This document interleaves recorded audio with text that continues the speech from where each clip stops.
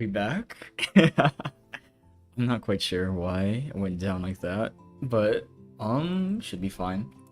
Should be fine. All is good. Let's actually tweet this time that I'm live.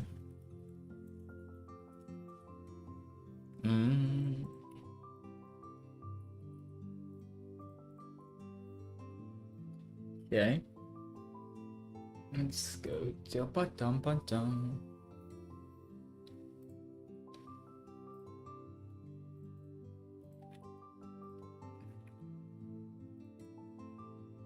Okay.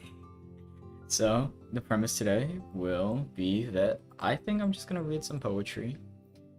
I don't know why my drivers aren't working, to be honest. The drivers to my tablet aren't working at all. I'm not sure what the solution is to that. If they're just not being read, I don't think. Like, I don't know why it's not reading. Like, when I open the drivers thing, it just says device disconnected. And it's like, not. I don't know why. I've been trying to fix this for weeks. But I don't know how to fix it. Anyways, let's get some. Let's just get some poetry on stream, I guess. Let's go to Poetry Out Loud.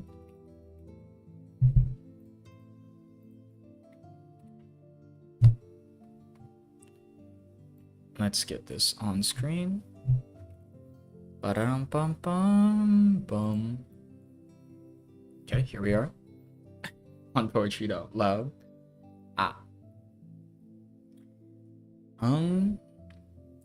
Just look for some poems, I suppose. Find poems. Just like browse. It's always fun to do. I guess I should move the camera itself.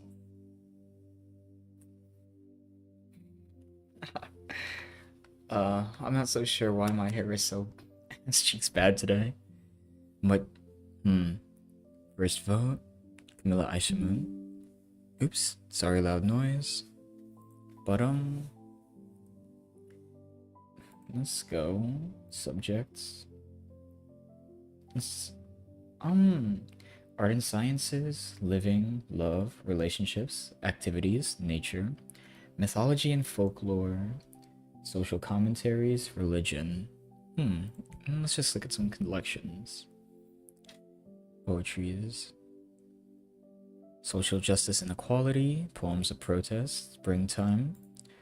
I'm gonna open springtime in a new tab. Let's see. I'm feeling some humor and satire.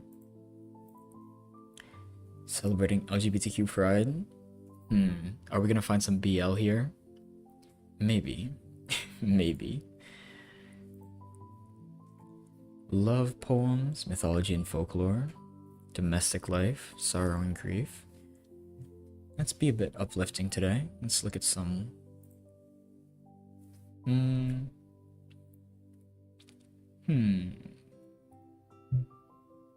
vacuum. Don't know if this is gonna connect to me very strongly. Excuse me. Browse poets, browse poems, browse collections. Yeah, let's look at collections again. Let's see what there is. Eerie, feathered friends. Oh, birds. Wait, we have poetry all about birds? I'd love to read some of these. I think later in the stream I might write my own, but.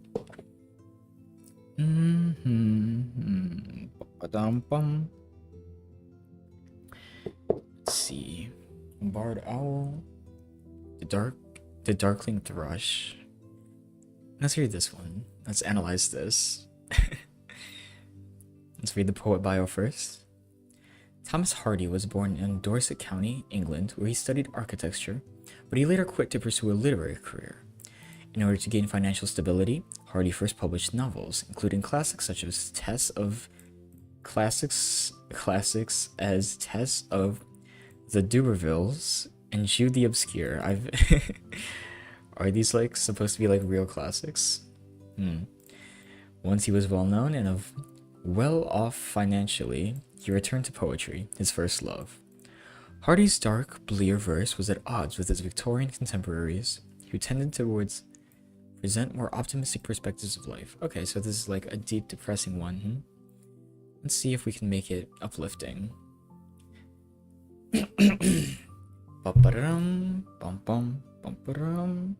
Wait. How did this happen? Wait, I have a bird ring right here, and it's like messed up. Uh-oh. Wait, that's so sad. I really like this ring. I'm gonna have to fix it. Look at that. I don't know how visible that is, but like it's like damaged. You know? You see it? I bet it doesn't look damaged, but it looks and feels damaged. I'm gonna have to fix that, huh? Oh well. Gives me more reason to wear it, I guess, once I do fix it. The Darkling Thrush by Thomas Hardy. I leant upon a copse gate when frost was spectre grey, and winter's dredges, is that what pronounced dregs or dredges? Made desolate of the weakening eye of day. The tangled vine stems scored the sky like strings of broken lyres, and all of mankind that haunted nigh had sought their household fires. The land's sharp features seemed to be the century's corpse outleant, his crypt the cloudy canopy, the wind his death lament, the ancient pulse of German birth, and was shrunken hard and dry, and every spirit upon earth seemed frivolous as I. Oh, frivolous. And every spirit upon earth seemed frivolous as I. At once a voice arose among the bleak twigs overhead, in a full-hearted and even song of joy illimited. An aged thrush, frail, gaunt, and small, in blast beruffled plume, had chosen thus to fling his soul upon the growing doom. So little cause for carlings of such aesthetic sound was written on terrestrial things, afar or nigh around, that I could think there trembled though his happy good night air, some blessed hope whereof he knew, and I was unaware. Let's get some analyzing. The Darkling Thrush. What is a thrush actually? What is a thrush? What is a thrush? Images. Oh, nasty. Okay. Why do we have say search on, I guess? That's really silly. So it is just a kind of small bird. They're so cute though. What the heck? Such a fat little thing. The Darkling Thrush, huh? I leant upon a coppice gate when frost was spectre grey. Okay.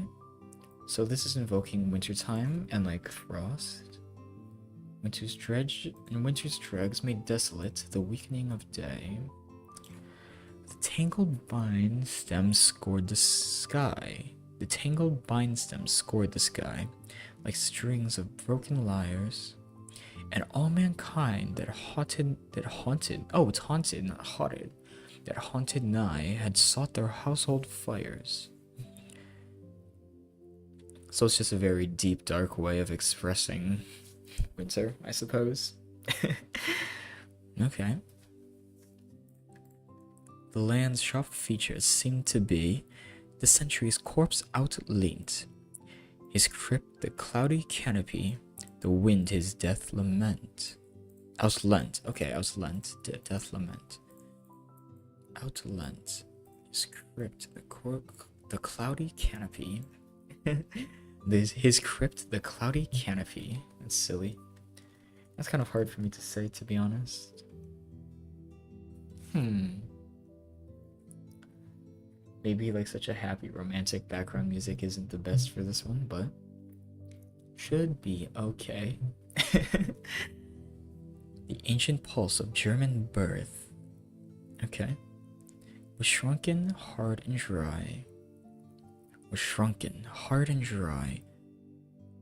And every spirit upon earth. So this is just like setting up some like disgust, or the feeling of like atmosphere, and like, I really like that image. Ooh, it feels Halloweeny even though it's like winter. The ancient pulse of German birth. That's just like the cycle of life, right? This is just referring to how. Oops, hold on. Sorry. I make a bit of a loud sound as I do this to you. Just gonna get you on there to make sure that, like, at least I have a little bit of a pop filter. Anyways. Bottom. Anyways. Boom. The ancient pulse of germ and birth was shrunken, hard, and dry. So that's like just expressing some of like. I do like that.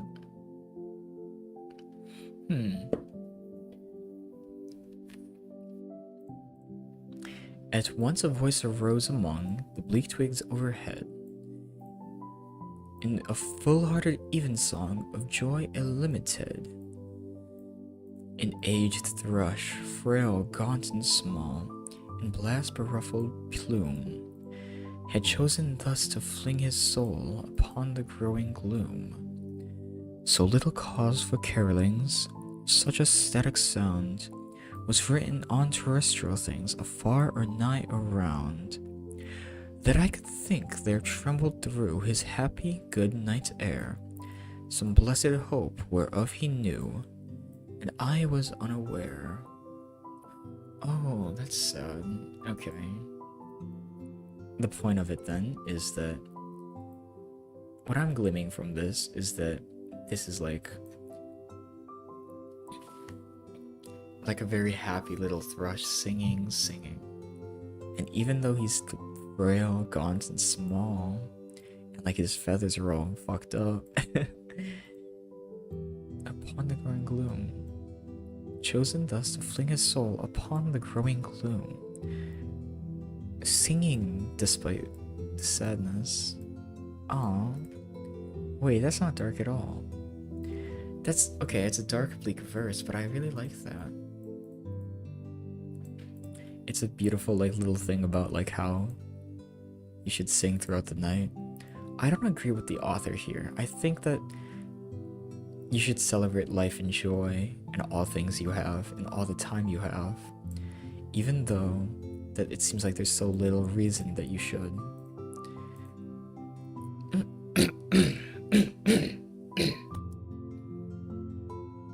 Okay, now let's read this, and let's give it one more read through.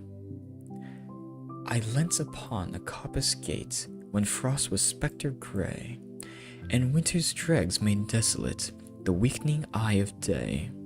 The tangled pine stems scored the sky like strings of broken lyres, and all mankind that haunted nigh had sought their household fires. The land shop features seemed to be the century's corpse outlent, his crypt the cloudy canopy, the wind his death lament. The ancient pulse of German birth was shrunken, hard, and dry, and every spirit upon earth seemed fervorless as I. At once a voice arose among the bleak twigs overhead, in a full-hearted evensong of joy illimited. An aged thrush, frail, gaunt, and small, in blast-beruffled plume, had chosen thus to fling his soul upon the growing gloom. So little cause for carolings of such a static sound was written on terrestrial things afar or nigh around, that I could think there trembled through his happy good-night air some blessed hope whereof he knew, and I was unaware. I really like that.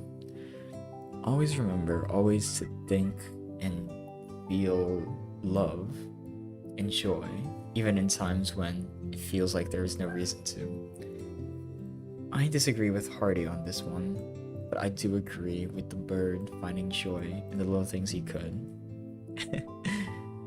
Ooh. Let's see. What's the command to go back? Excuse me. Let's go back here like this. Springtime. April Midnight, Calmly.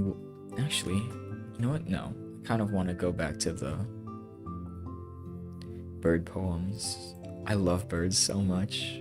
I think maybe I'll write birds, a poem about birds soon. Dawn Chorus. Because birds can always signify so many different things. There's just so much you can do with birds, because there's the aspect of freedom, there's the frailty of life, there's like the aspect of flight itself, and like how you want to emphasize that within the poem. There's the very familial aspects, and like it's very easy to imagine like baby birds. It's very easy to slide into comfortable things like that. Or you can approach birds as like symbols of hope and peace. And you also have different kinds of birds, like any type of vulture bird, like, or any scavenger bird. You can always make it about like making the most of what you have, and there's lots of little symbols you can make for stuff like that. And then of course you have the idea of like carrier pigeons. Yeah, because pigeons always find their way back home. Sorry, there's just so many different things you can do with birds. Because with birds, there's so much like freedom. And it's always so pretty and beautiful.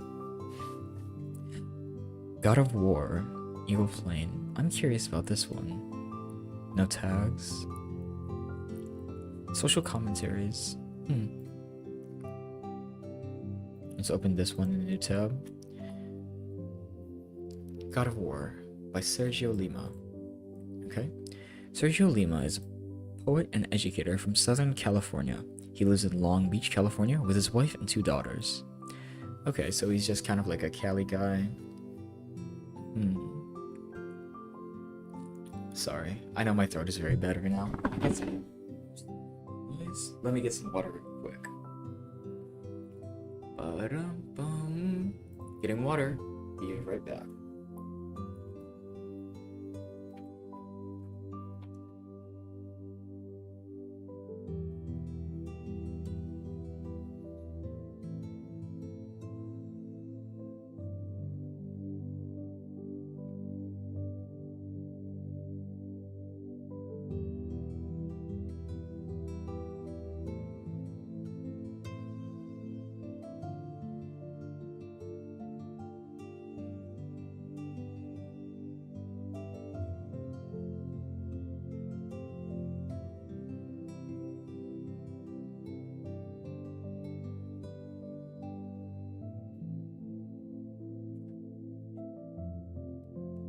Okay, I'm back. And hopefully now my voice should be a little bit more clear. Because I know it was very raspy. God of War by Sergio Lima. Hummingbird, Colibri. Huitzilopochtli beats. Huitzilopochtli beats. Huitzilopochtli beats furious wings, pushing heart to the brink to feed on fermented sun rays, gathered in a flower's funeral. Diminutive powerhouse, you protect your territory from obscured pigeon tree, charging at trespassers with staccato tweets and curved, stabbing beak.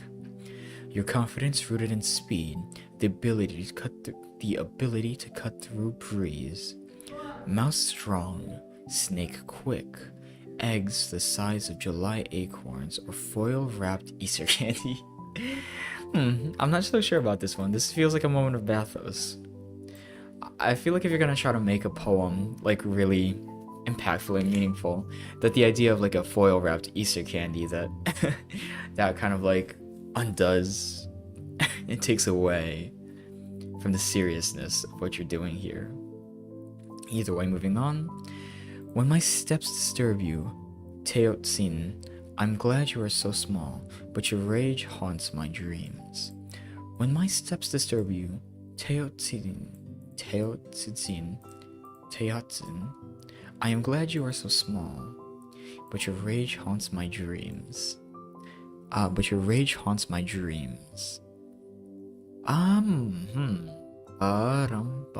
Thinking. Mouse strong, snake quick, eggs the size of July acorns, or foil wrapped Easter candy. God of War. Huitzilopochtli. I know this is like Huitzilopochtli. Let's see. I knew it was a god. Tenochtitlan was a major Aztec god and patron. Resuscitated warrior of the south. So the Noctil words for hummingbird and left. Okay. So it is about Huitzilopochtli, who is the god of war.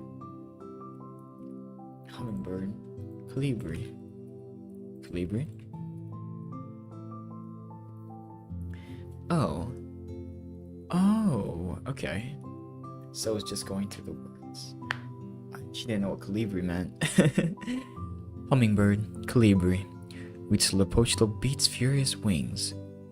Oh, so it's invoking the idea that Huitzilopochtli lives on within the hummingbird and the colibri. Or the hummingbird. Okay. Huitzilopochtli beats furious wings, pushing heart to the brink to feed on fermented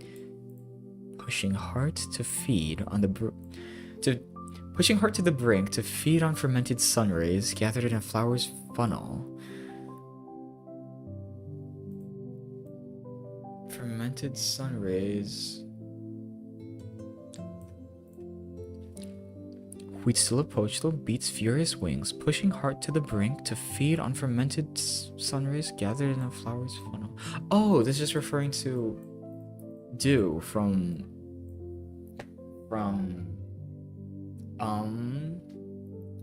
what's the word? Photosynthesis. I did pass middle school biology. I'm aware of photosynthesis, thankfully. Okay. What a strange... That's such a strange way to put the idea of...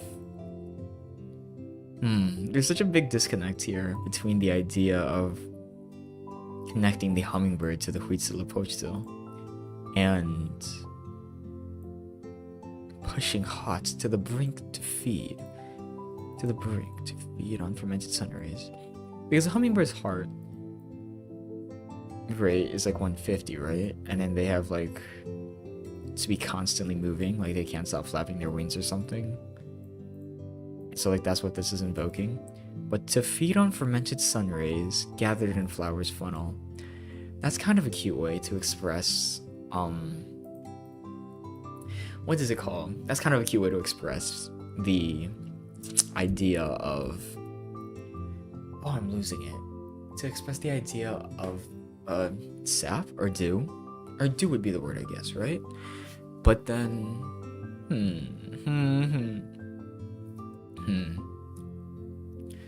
Diminutive powerhouse. You protect your territory from obscured Persian shri, charging at trespassers with staccato tweets and a curved, stabbing beak. Your confidence rooted in speed, the ability to cut through breeze. Okay, this much God of War, it's like an analysis of the idea that because the hummingbird is depicted as a descendant of Huitzilopochtli. Huitzilopochtli. Oh wait, it's not Pochtli, it's Pochtli. I was right the first time. Okay. Diminutive powerhouse. It's so clunky. Modern poetry. I feel like modern poems are so clunky. Because this doesn't resonate as well as it should. And I'm guilty of the same thing in my poetry. Diminutive powerhouse. I don't think that resonates. You protect your territory from obscured Persian shri, charging at trespassers. Okay. So the image I have here is just a guy walking through a forest, and then he has a cute little hummingbird screaming at him, but like it's kind of like the Chihuahua effect, where like you don't really understand, where it's like so small, but it's trying its hardest. I can kind of get that. God of War is the title though. Charging at trespassers with staccato tweets and curved, stabbing beak. Mouse quick, snake, or mouse strong, snake quick. Eggs the size of July acorn or foil wrapped Easter candy. See, that's another instance of pathos where it feels like the foil wrapped Easter candy. I don't get like a strong connection, and it's kind of like a poor metaphor. Hmm. Hmm. Not strong, implying it's not strong, implying it is quick. Okay. Just describing aspects of a hummingbird, I suppose. I guess it's not the worst. When my steps disturb you, Teotzin, I am glad you are so small, but your rage haunts my dreams. Yeah, this doesn't resonate at all. I like how cute it is in describing hummingbirds, but I don't think it resonates very well at all. Let's give it one more read through. Hummingbird, colibri. Huitzilopochtli beats furious wings, pushing hearts to the brink to feed on fermented sunrays gathered in a flower's funnel. Diminutive powerhouse, you protect your territory from obscured perch and tree, charging at trespassers with staccato tweets and curved, stabbing beak. Your confidence rooted in your speed, the ability to cut through breeze. Mouse strong, snake quick, eggs the size of July acorns or foil-wrapped Easter candy. When my steps disturb you, Teotzin, I am glad you are so small, but your rage haunts my dreams. I don't know. It's so silly. This is far too silly for me, in my opinion. I feel like I like the idea of I like the idea of imagining a hummingbird as a source of power and a source of like strength on its scale, and then taking it out of the context and putting it on the scale of us. But then that makes me wonder what it's trying to say. Because in what aspect of your life are you really ever going to like have something be so insignificant and yet haunt you in your dreams, right? That feels like it doesn't very much resonate at all. Oh well. Let's hop off of bird poems for a second and look at some LGBTQ poems. I feel like gay poems like this tend to be really good. The name before the name before mine. Living relationships. Scintilla, star, son, daughter. It's about the name before mine. Scintilla, star. This one seems very silly. To the angel beast. What to say upon being asked to be friends? Art and sciences. Love relationships.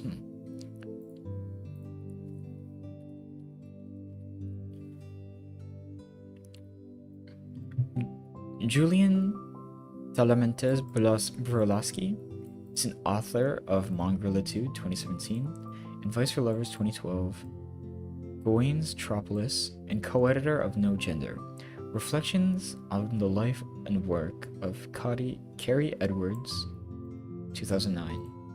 It is the lead singer and rhythm guitarist. Oh, they have it pronouns. Okay, I see now. It is the lead singer and rhythm guitarist in the country bands Juan and the Pines and the Western Skylines. Brolaski is currently researching and editing a book on the Mescalero Apache ceremony with its grandmother, Inés Talamentes.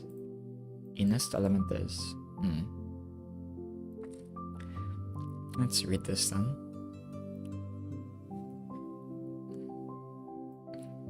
Coming from it, let's see what it has to say. By Julian Talamentes Brolaski. Why speak of hate when I do bleed for love? Not hate, my love, but love doth bite my tongue, till I taste stuff that makes my rhyming rough. So flatter I my fever for the one, for whom I inly mourn, though seem to shun. A rose is arrows, so what? If I confuse, I like this. A rose is arrows, so what? If I confuse the shade that I've become with wine dark substance in a lover's cup, but stop my tonguely wound, I've bled enough. If I be fair or false or freaked with fear, if my tongue is in locked box immure, blame not me, for I am sick with love. Yet would I be your friend most willingly, since friendship would infect me killingly. I'm not so sure about this one. Thinking. When I speak of hate, when I do bleed for love, I can resonate with this. Because what we all need is a little bit of... is a lot of love, actually. And there's a lot we do for love, but what would we do for hate, you know? Not hate, my love, but love doth bite my tongue, till I taste stuff that makes my rhyming rough. Biting your tongue until you bleed, okay? So flatter I my fever for the one who for whom I inly mourn, though seem to shun. So flatter I my fever for the one. So flatter I my fever. So flatter I my fever for the one. So flatter I my fever for the one. Does this make any sense? Hold on. I bet it makes sense. I'm not. Am I slow? Am I slow? Like, legitimately, I'm not getting it. So flatter I my fever for the one. So flatter I my fever for the one who for whom I inly mourn. Fever for the one for whom I inly mourn. Who is the one? Who is the one? I don't get it. Am I stupid? I can't tell who the one is. Ay.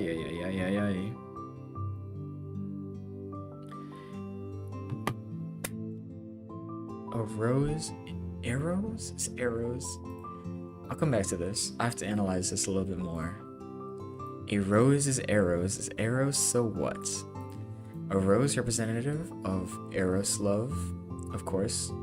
A symbol of typical, like, Eros. And of course, it can bite you. What to say upon asked to be friends? To be friends? And advice for lovers. Oh! Duh. Okay. Okay, I get the context now. It's a poem about breakups. I don't know how I didn't realize that. I'm dumb. I'm slow. Okay. What to say upon being asked to be friends? That recontextualizes it a lot. I speak of hate when I do bleed for love. Not hate my love, but love doth bite my tongue. When the breakup comes and they ask to be friends, of course this makes you want... It's advising not to be hateful, but to be full of love. Okay, I do like that. I do like that a lot. I do like that a lot. Okay. Not hate my love, but love doth bite my tongue, till I taste stuff that makes my rhyming rough. Bite your tongue. And I bite my tongue, so flatter I my fever for the one for whom I inly mourn, though seem to shun. A rose is arrows, is eros, so what? If I confuse the shade that I've become.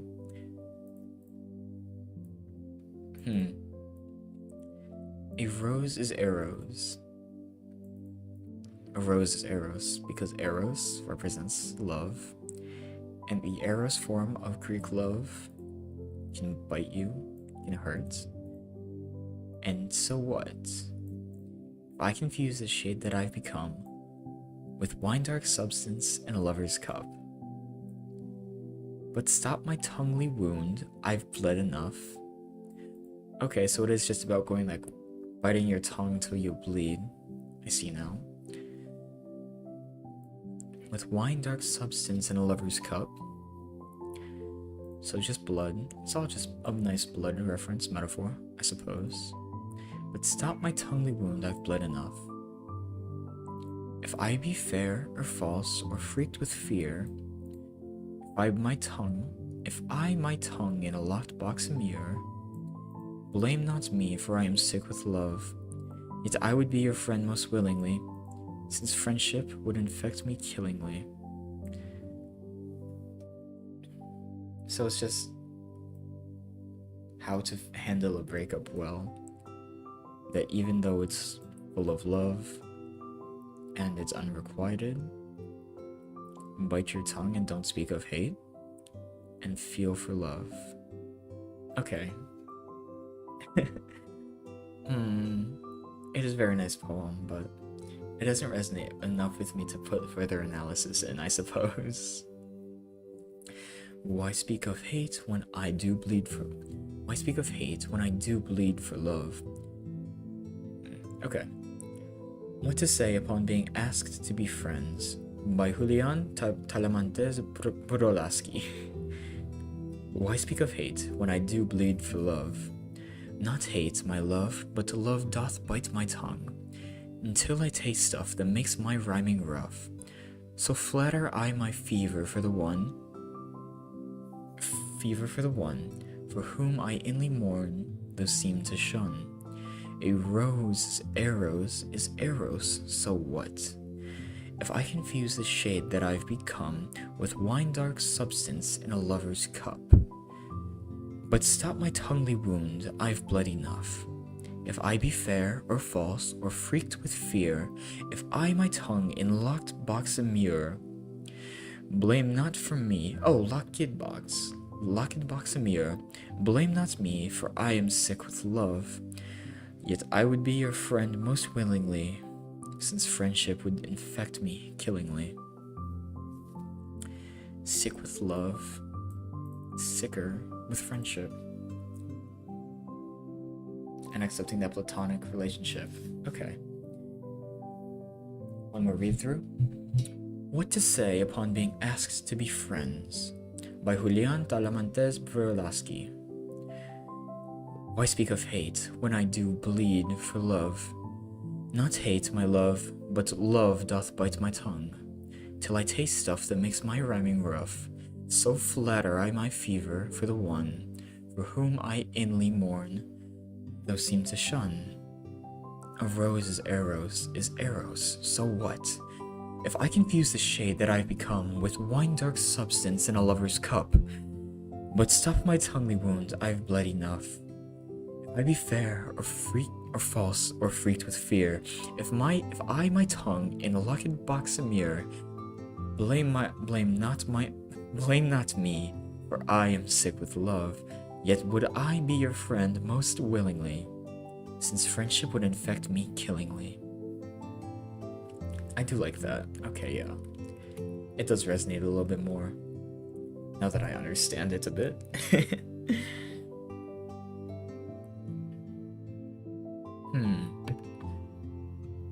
Eagle Plain, and yeah.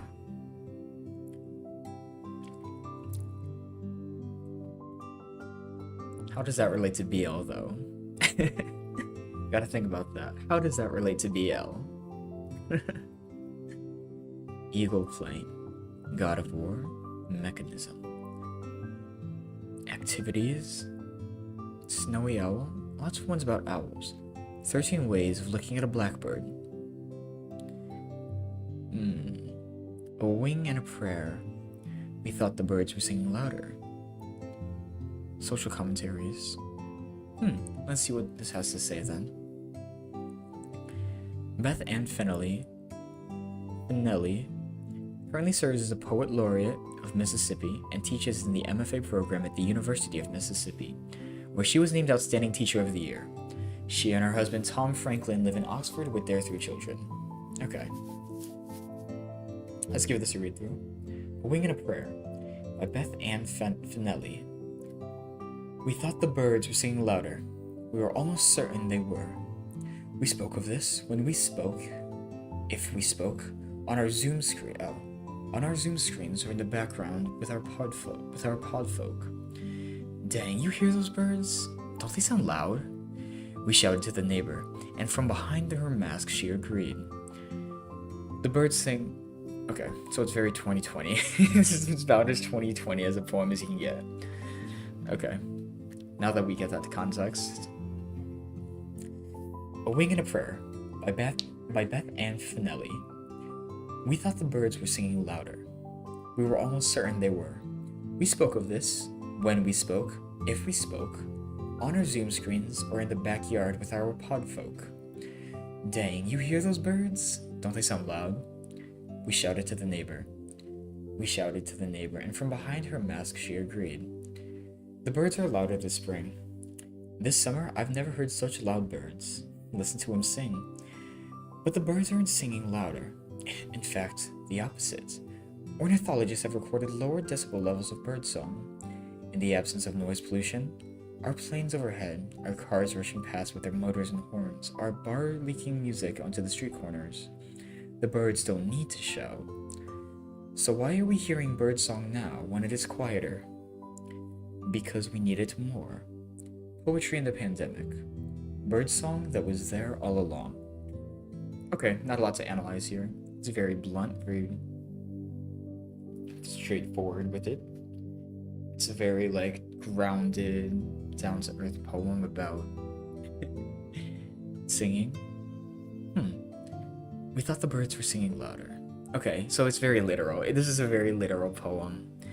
It is executed well, though. I do like... What is podfolk? What does that mean? I'm not sure, but it seems like it's people that you share a fence with, I suppose. Very suburban. Yeah, it's very suburban. Yeah, okay, I can get behind that. Let's give this one more read through. A Wing and a Prayer by Beth Ann Finelli. We thought that the birds were singing louder. We were almost certain they were. We spoke of this when we spoke, if we spoke, on our Zoom screens or in the background with or in the backyard with our pod folk. Dang, you hear those birds? Don't they sound loud? We shouted to the neighbor, and from behind her mask she agreed. The birds are louder this spring, this summer. I've never heard such loud birds. Listen to them sing. But the birds aren't singing louder. In fact, the opposite. Ornithologists have recorded lower decibel levels of birdsong. In the absence of noise pollution, our planes overhead, our cars rushing past with their motors and horns, our bars leaking music onto the street corners. The birds don't need to shout. So why are we hearing birdsong now when it is quieter? Because we need it more. Poetry in the pandemic. Birdsong that was there all along. Okay, I like that. That's cute, but it's so blunt and straightforward that it feels lacking.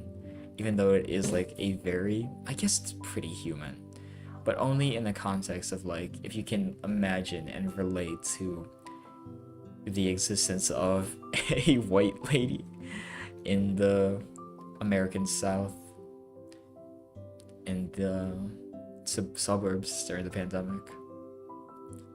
Okay, not terrible. Or far from terrible, actually, but... What's this one about? LGBTQ. Bum bum bum bum bum. Let's sing. Let's do 2 more, and then let's write one. The Shropshire Lad Sue. The loveliest of trees, the cherry now. Spring. Winter's upon us, so actually I might want to do one about spring, just to imagine. Because doing one about winter as is topical, I've never written poems like that, in my opinion. I have to think. Yeah, I guess I'll write one about spring. Or maybe I'll write it about stars. How about that? I'm feeling like writing about stars today. April Midnight. Calmly through this April. Let's read one more, and then let's begin writing. British poet, critic, and translator Arthur Symons was born in Wales and educated by private tutors. At 16, Symons moved to London, where he joined a vibrant literary group and participated, alongside poets like William Butler Yeats, in the notorious Rhymers Club, a group of poets and writers responsible for witty repartee anthologies such as the Book of Rhymers Club, published in 1892, in which Symons' poems appeared. His formal poetry explores romantic love, loss, and the passage of time. Symons' literary career was cut short by a devastating mental breakdown in 1908. Okay. Let's see then. April Midnight by Arthur Symons. Side by side through the streets at midnight, roaming together, through the tumultuous night of London, in the miraculous April weather. So it's not raining. For once in London in April, it's not raining. Roaming together under the gaslight, day's work over, how the spring calls to us here in the city, calls to the heart from the heart of a lover. Cool the wind blows fresh in our faces, cleansing, entrancing, after the heat and the fumes and the footlights. Will you dance and I watch you dancing? Good it is to be here together, good it is to be roaming. Good to be roaming, even in London, even at midnight. Lover-like is a lover's gloaming. You the dancer and I the dreamer, children together, wandering lost in the night of London in the miraculous April weather. That's so cute. I actually really like that. It's incredibly cute. Okay. I'll get water real quick and then let's begin analysis.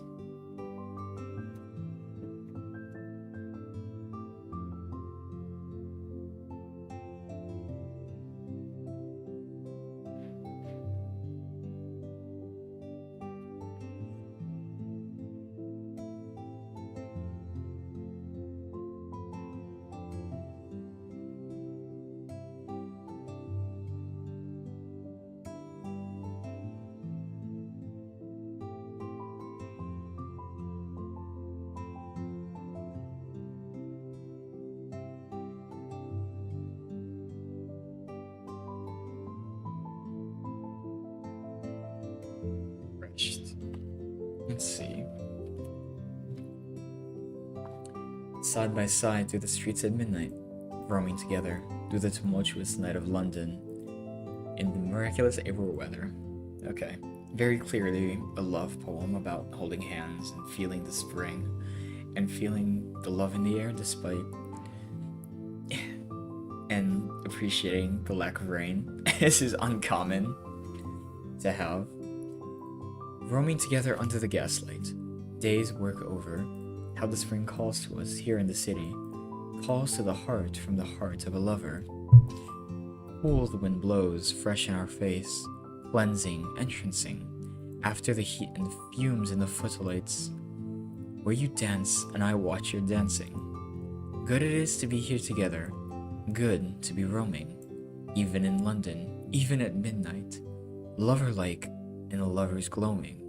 You the dancer and I the dreamer, children together, wandering lost in the light night of London in the miraculous April weather. Good it is to be here together, good to be roaming. Even in London, even at midnight, lover-like is a lover's gloaming. You the dancer and I the dreamer. Okay. Cool the wind blows fresh in our face, just like that feeling of relief. This gives me such a nice feeling of it gives such a nice feeling of relief, you know? Because then you just get the idea that it's like you end up getting the feeling of like, oh, the day's over. It's a beautiful breeze, hand in hand with your lover. That's very beautiful. I like that a lot. To the heat and the fumes and the footlights, where you dance and I watch you dance. Just being able to appreciate like the beauty of movement. Okay. This relationship is very clearly cute. Okay.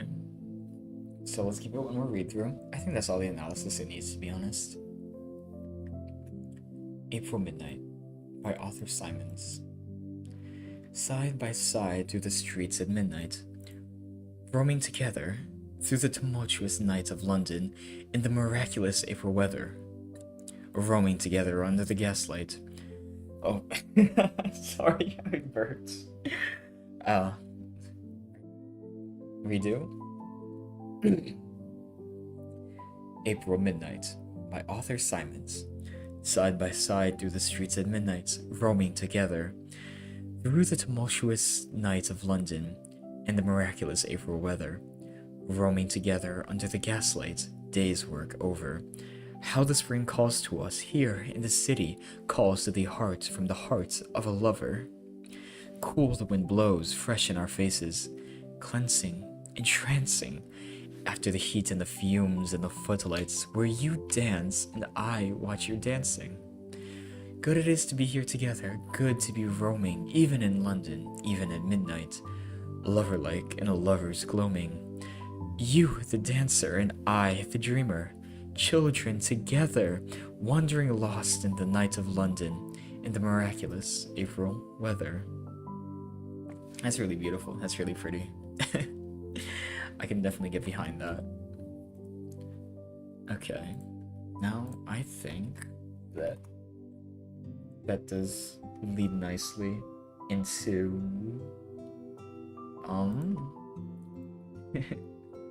writing a new poem. Let's go here.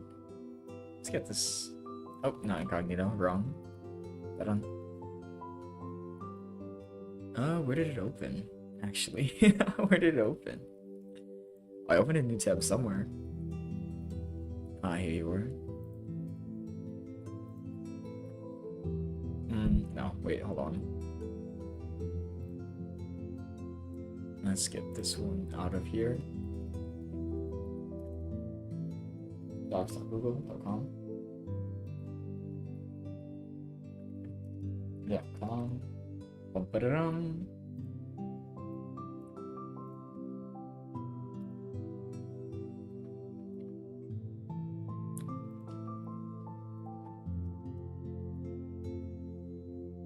Let's just make it really simple.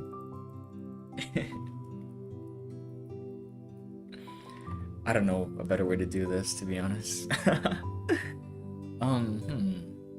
Let's make it pretty. Or not pretty. Some of the ideas I had for the poem I want to write right now are like about stars, about because look, right now I really want to write about like the idea of like how love can feel like it'll be really cheesy, really basic poem about like feeling whisked away by love and like just looking at the stars together and like, you know.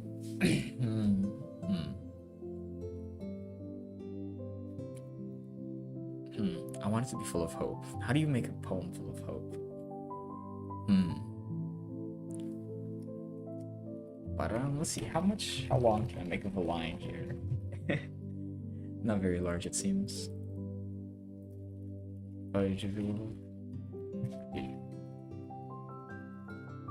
Okay. How do I want to write this? I really like that last one I wrote. It's not inspirational, but maybe I'll take from it for how I want to write mine. Let's get that filter over there so that my S is and don't sound as bad. Thinking. How do I want to go about this? Always hardest for me when it comes to like just starting. One sec.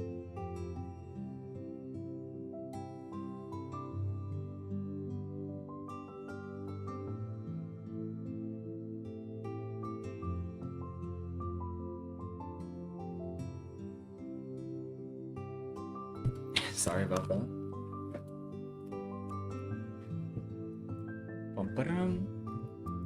Let's see.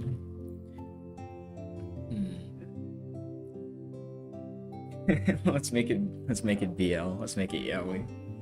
Sure.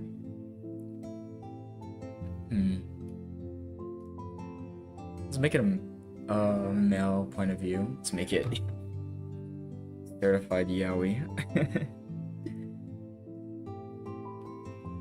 Bum bum bum.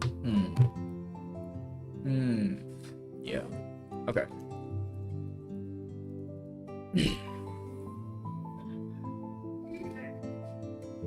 Whoa.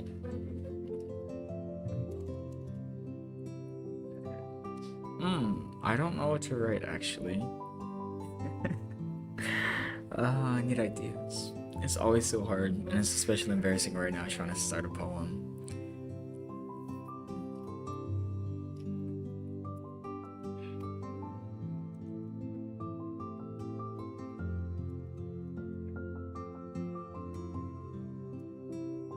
I really like the idea. It's gonna be very BL, very yaoi, very gay. This is gonna be so gay. Yaoi. How do I make this yaoi?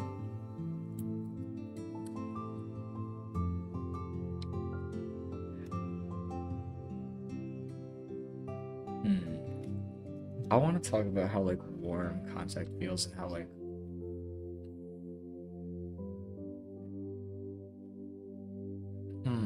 how would I go about that? Well, let's just write down some ideas. One of the ideas, like expressing the idea that someone's hand is like especially warm, because like that's one of the best feelings. No, it's like holding someone's hand and it's like warm. You get to feel it close.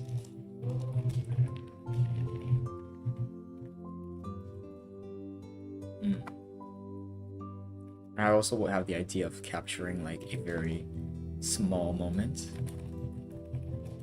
that like comes and goes really quickly and appreciating the little things. I don't think I need much more than that to like start actually.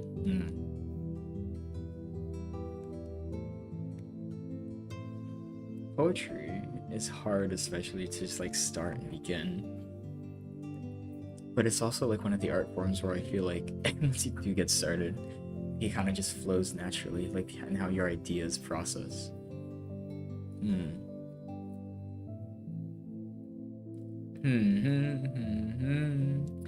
Ba-dum bum bum bum ba-dum bum bum bum.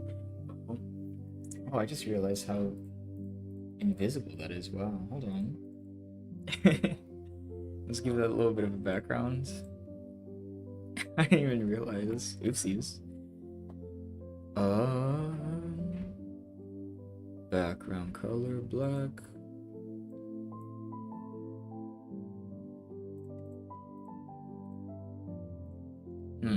Okay.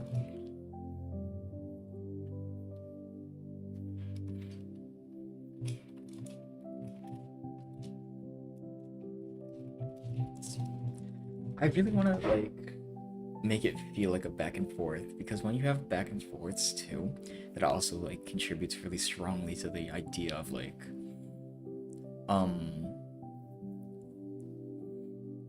connection. So like one line will be an action that the point of view speaker takes. Next action is an action that the lover takes.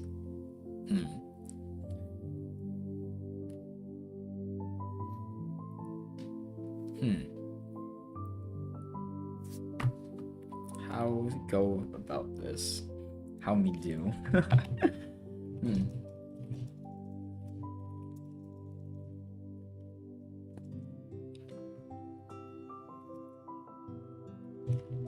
I'm overtaking you.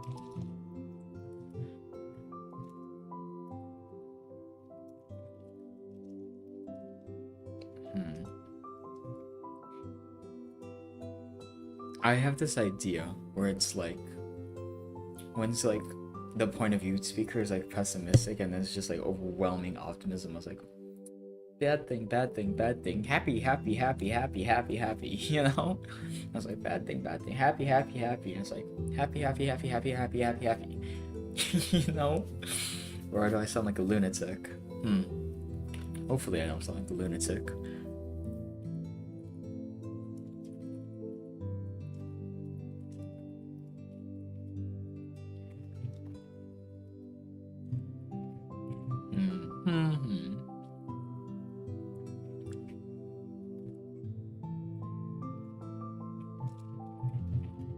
There was no reason. There was no reason for it. Jeez.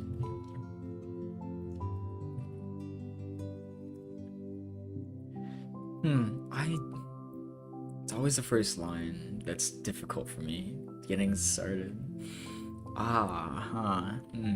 Always the hardest. How do I go about this? How?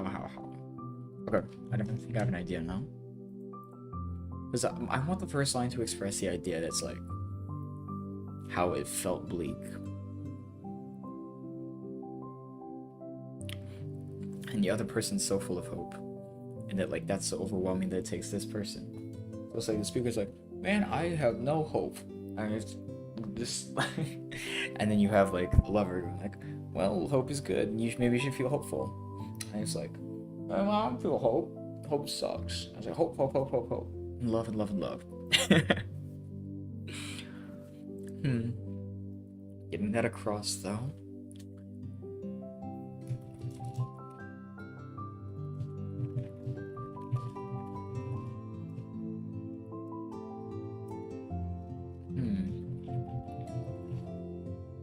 The bleakness.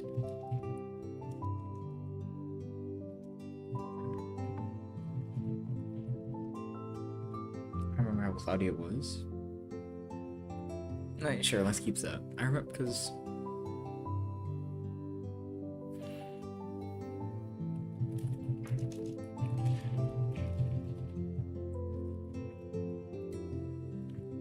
snow falling in layers.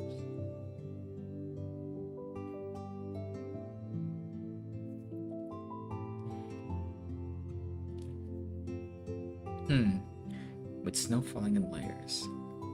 No. That's not a strong enough image. How do you make that image stronger? How would I make that image stronger at least? Because I think that the image needs to be really powerful. Because the image I'm trying to sell at the moment, I wish that my pen worked. I wish my drivers worked. Actually, let me look up no, actually no. Gotta focus. Focus on the poem.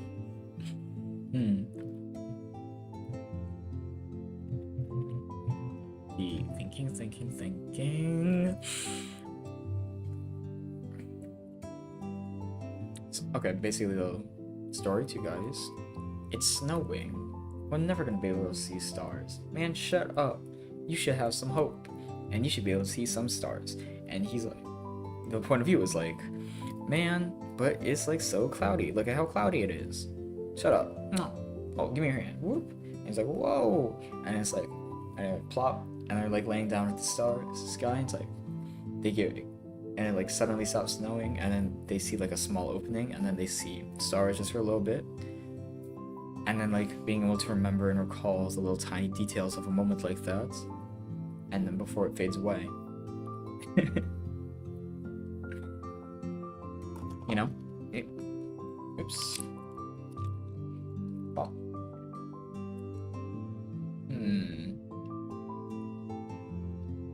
I think that could work, yeah. Just a small moment like that.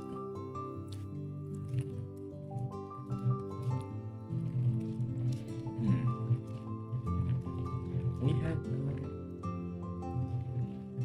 seeing stars. No, that's a bit too. That's a bit too bleak sounding. It's a better way to word that. Actually, I'm not sure. I have no clue how to word that better.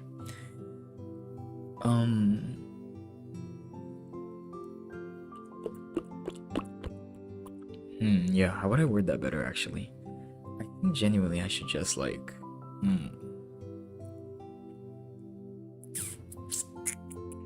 I do think it would be favorable if I just,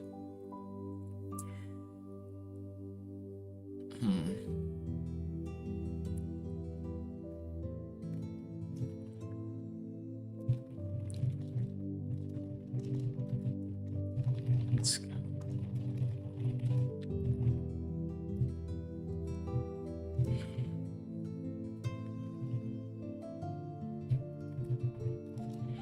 oh wait, that's a kind of, I really like that idea now that I think about it. I really like the idea of a, the sky wearing a jacket, like the jacket is being the clouds, and that once the couple like fully embraces optimism and love, that they open up to each other fully, and that the sky opens for them, also revealing. I like that a lot, actually. Okay, let's go with that. Boom.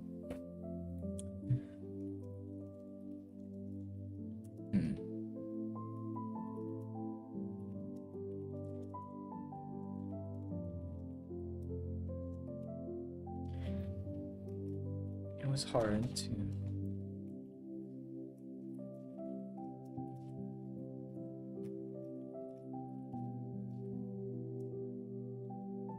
It was hard to. It was. Okay, yeah.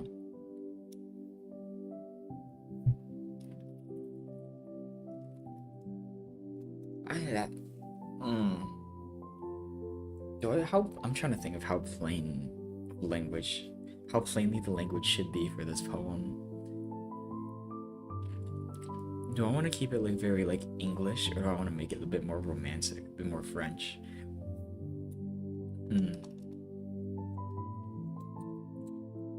Think, think, think.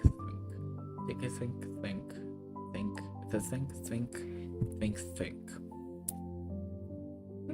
Bum bum bum bum bum bum bum bum bum bum bum bum.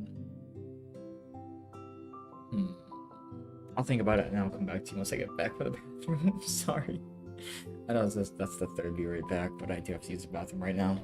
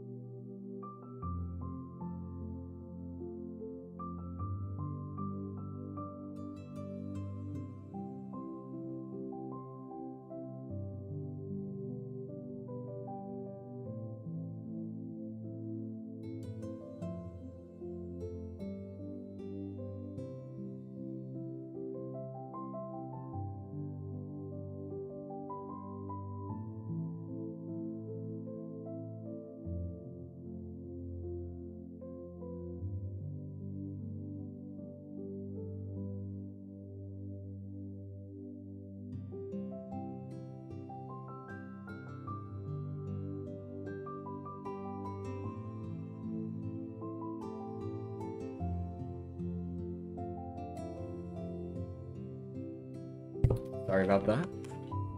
Back now, and with a refreshed throat, so I'll start sounding a little bit bad for a little bit.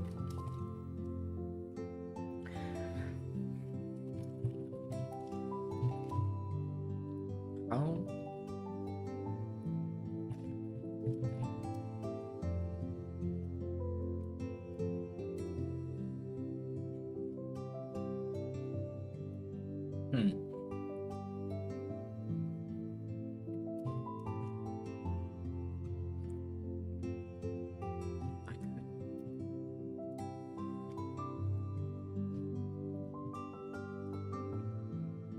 Couldn't tell of how cold the night was, but I could tell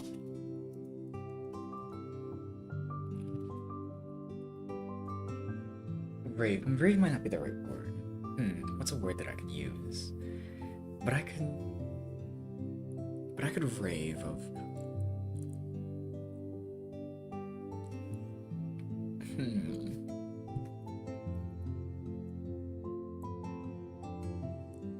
I just realized I gotta get rid of it. I didn't realize it was on stream the whole time, Christies.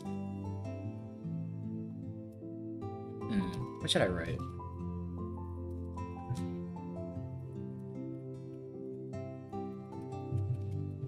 Just keep that there, just for funsies.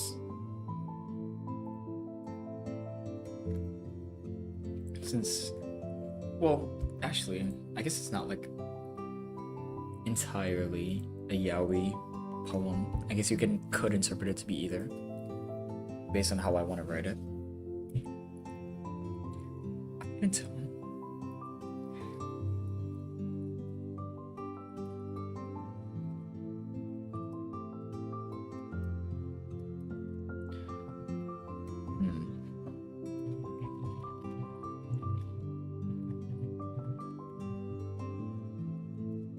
I couldn't.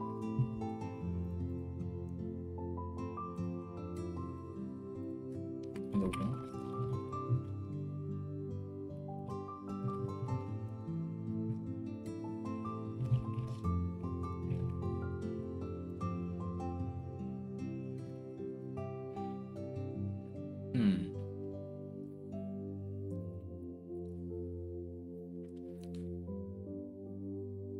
Was? I'm trying to think of rhyme structure, how to make these rhyme without using a thesaurus. I couldn't tell of how cold the night was. Away. Away, fay, stay, gay, may, bay, stay, cray, day. Oh.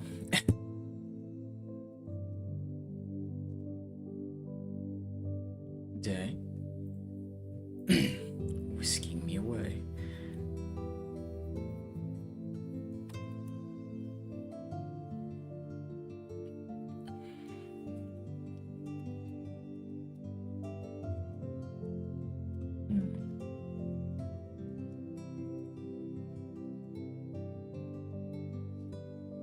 And would melt. Sky.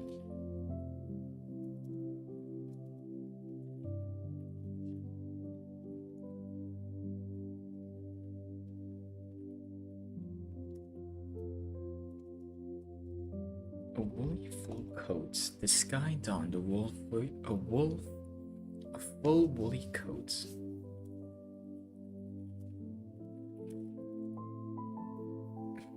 Nah, this is kind of cheesy, but I guess it is a cheesy love story as it's being told.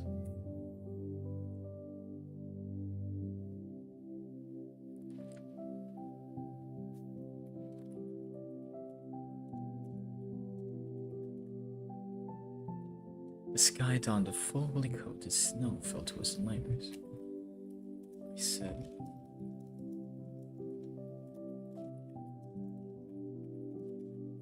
I said.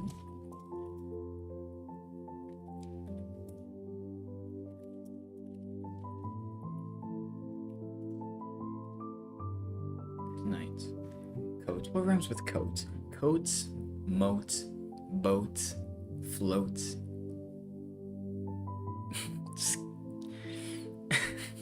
What rhymes with coat? Boat, moat, loats, stoat.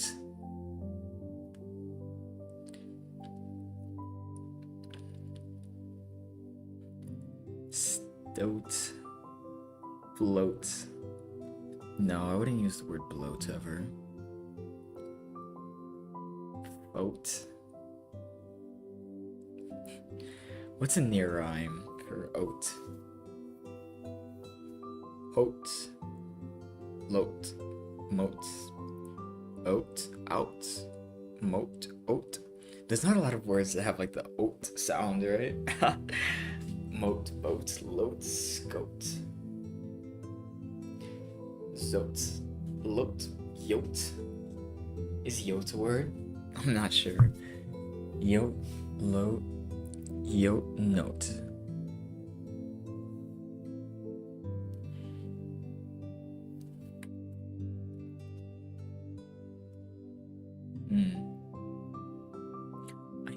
I remember I said, never see stars tonight. Oh.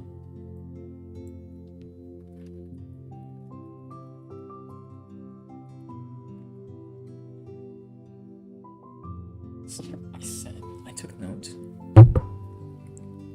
I said, I took note. We never see stars tonight.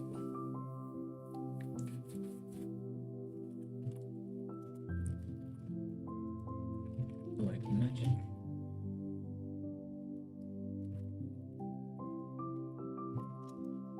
Tonight.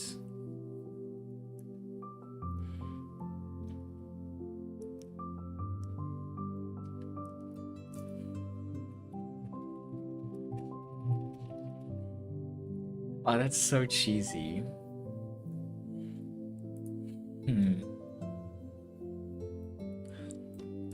I took notes.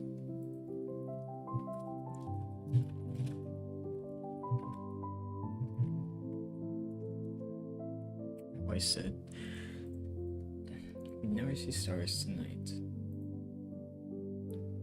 Took note of how I said, we'd never see stars tonight. Like magic, you pulled me close and touched the cheek on my right. No, that's so cringe. I don't know how else to rhyme it though.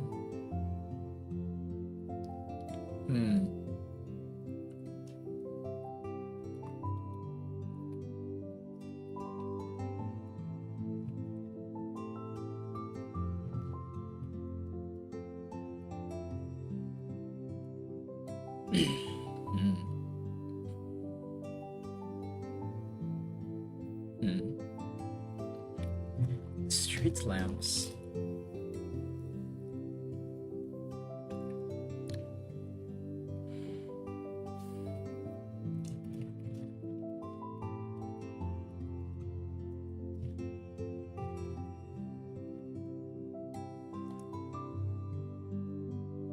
Oh, light. Duh. Okay, I forgot the light ran with it.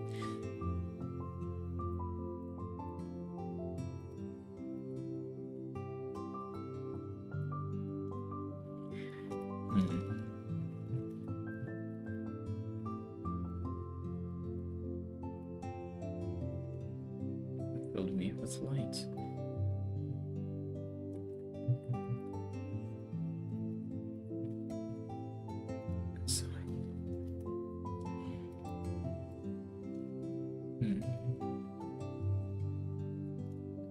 So I did. I'm not. It's been a very long time since I've written poems. The structure's very unpoetic. That's fine though, honestly. I'm pretty sure that should be fine. I couldn't tell of the cold that day, but I could spin tales of the warmth I felt. Your hand in my hand, whisking me away.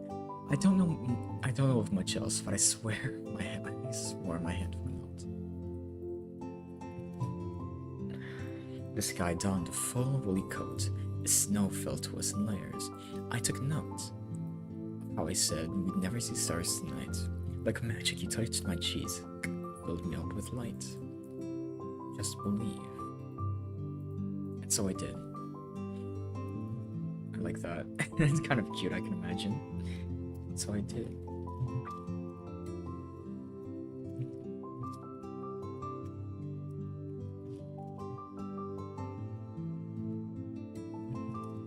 Got it.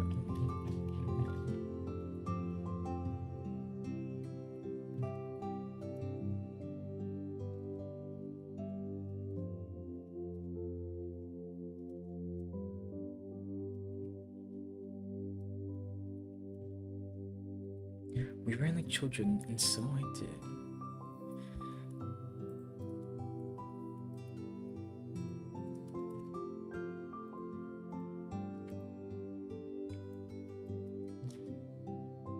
We ran like children down the road. We ran like children down the road. What rhymes with road? Mode, load, ode, bode, bold.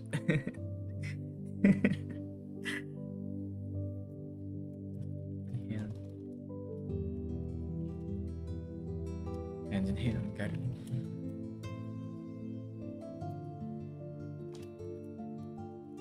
Bye. What rhymes with hearts?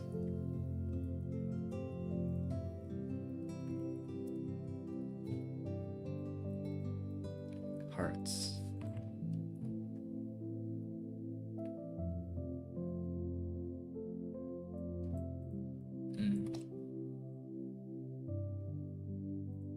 Guided only by. We ran like children down the road, guided only by our connected hearts.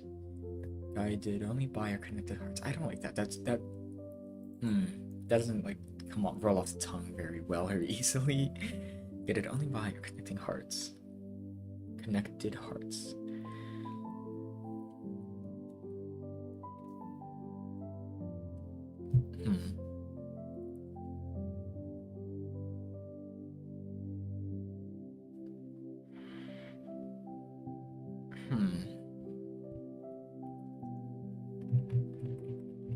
By our connected hearts. Guided only by connected hearts. Guided only by connected hearts. Why does it not go away? Hello? We ran like children down the road, guided only by.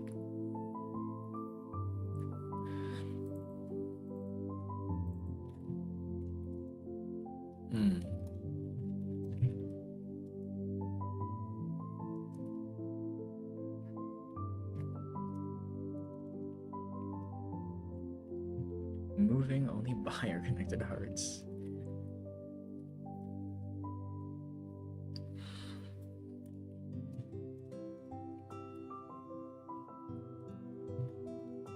Only stopped once we reached the field. Road, field. Field. Field.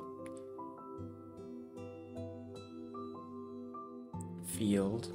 Mealed. Tealed. Lealed. Keeled.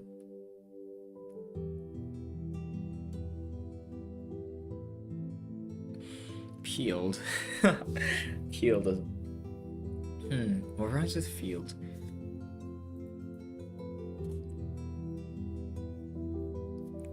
Clearing.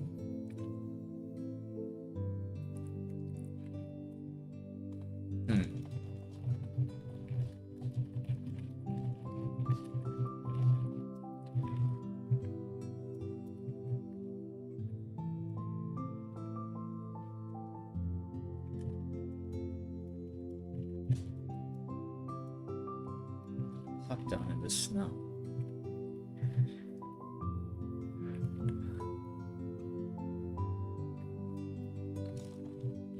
Down the street. Letting our connected hearts do the steering. Only stopped once we reached the clearing and plops down in the snow. Only stopped once we reached the clearing and plops down in the snow. This is kind of cringe. Oh well, no, I think it's cute. I actually do think it's cute.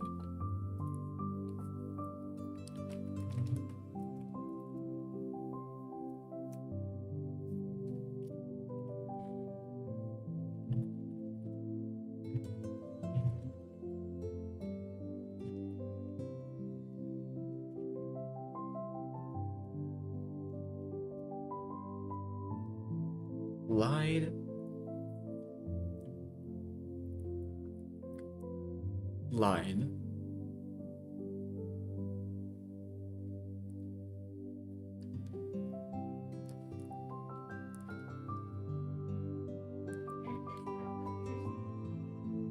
Hmm.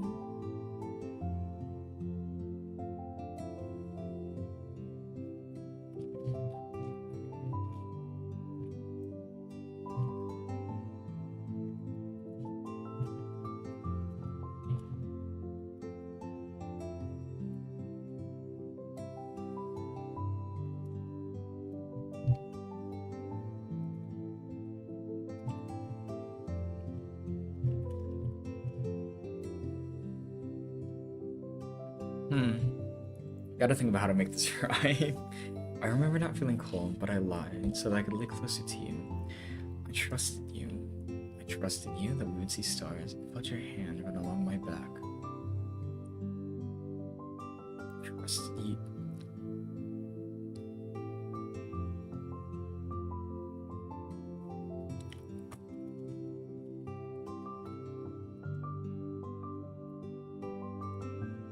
That's not a perfect rhyme, but at least it keeps it flowy.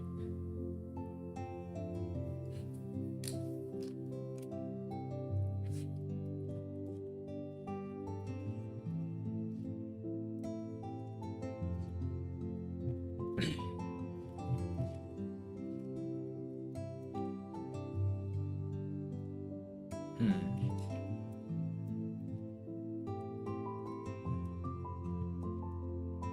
Fluffy night sky.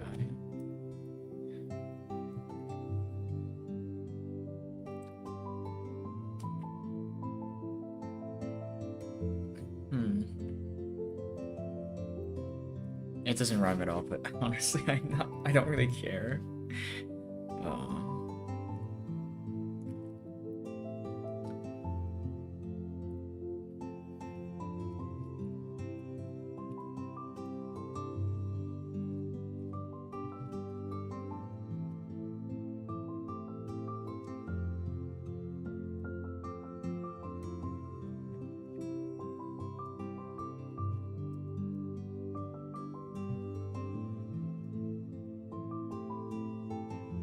hmm. But the sky. I want to express the idea where it feels like magic and like it falls apart, where you could see stars in the night sky, but at the same time, that does feel hard to write. It's so like Doki Doki, you know? It's a very Doki Doki scene, very like, hmm.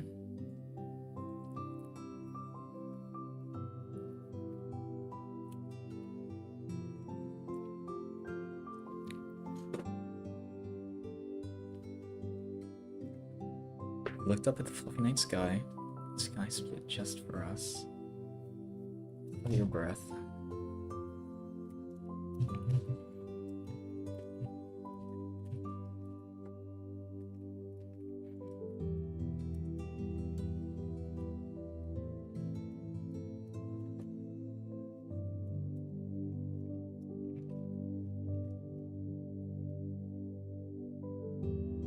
Hmm.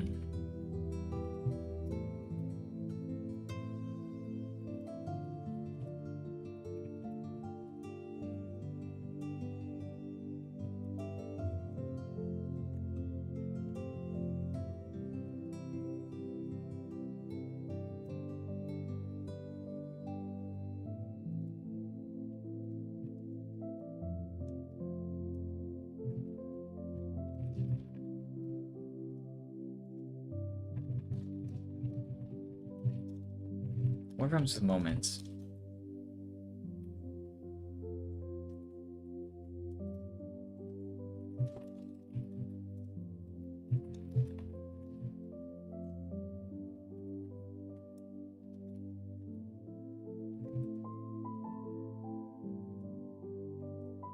And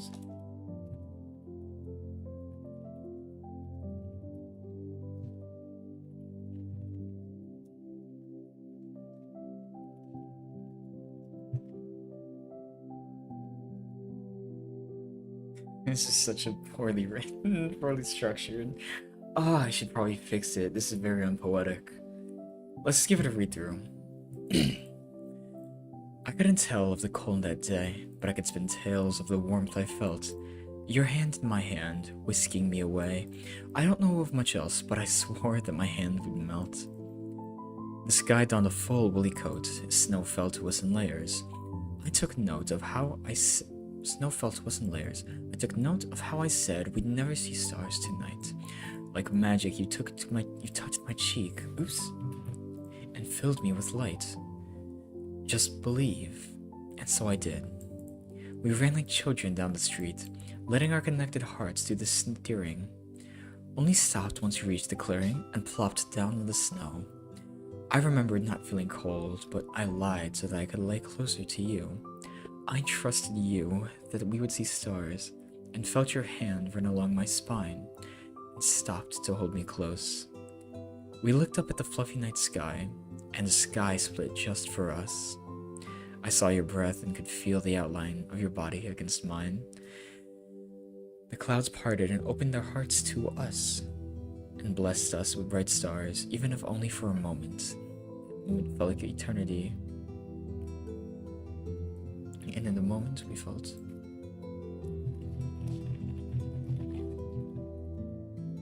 And in the moment we felt closest.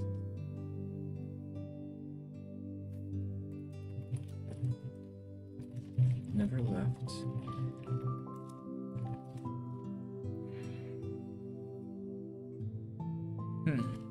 That day has never left.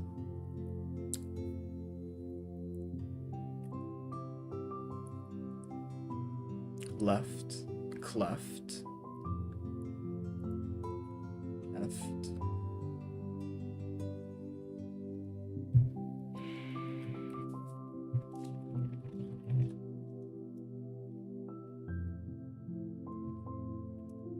Since that day has never left.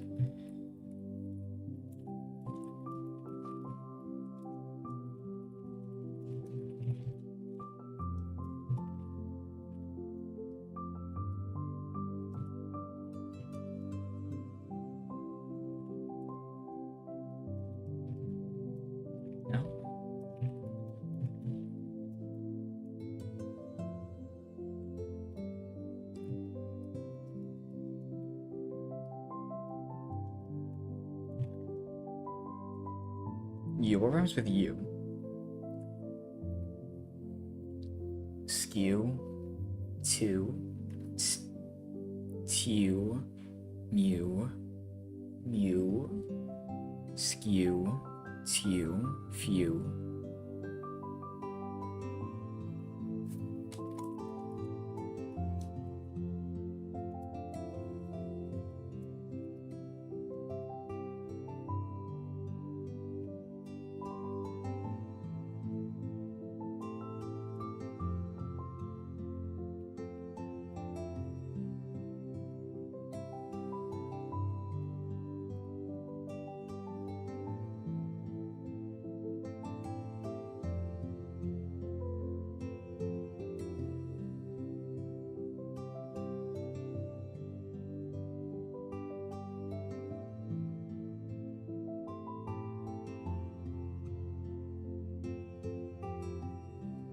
Yes. It's very cheesy. Very, very cheesy.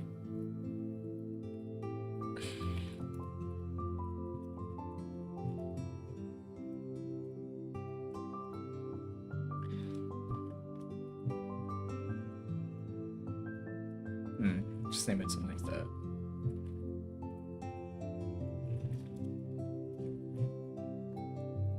Something cringe like that. What are the stars I remember? I couldn't tell of the cold that day, but I could spin tales of the warmth I felt. Your hand in my hand, whisking me away. I don't know of much else, but I swore that my hand would melt.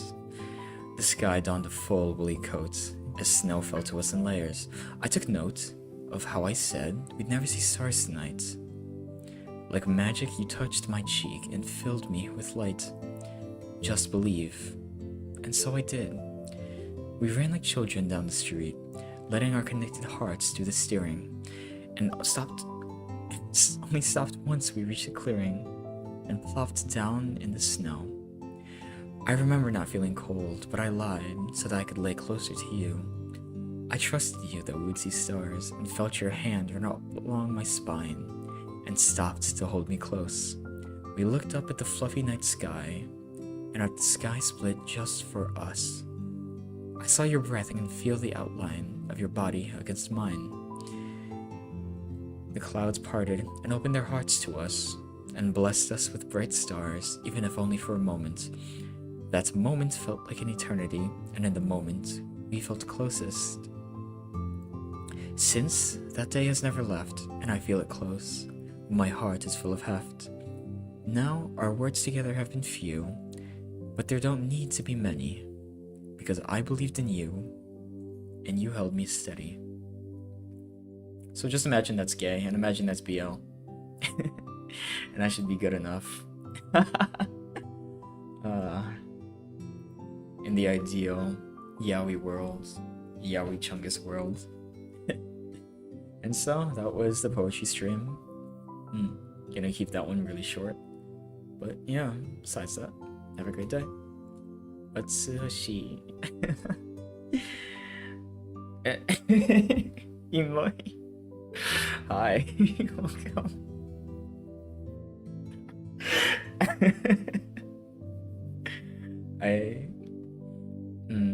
It's very, very cheesy. Otsuhashi. Bye. Have a great night.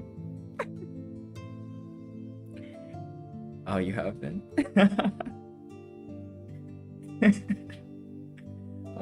Did you like the cheesy poem? I hope you did. Bye.